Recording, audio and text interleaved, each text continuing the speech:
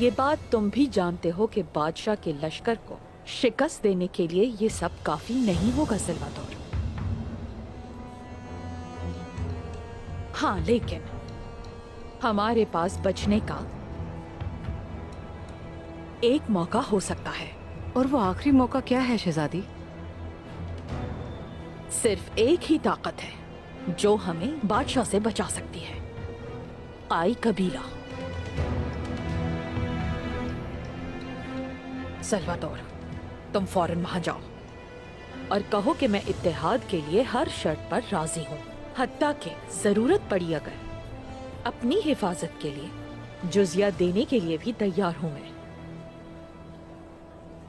नहीं, उस्मान ये कभी भी कबूल नहीं करेगा शहजादी। उसे मनाने के लिए हमारे पास और कोई रास्ता नहीं बचा है हेलेन।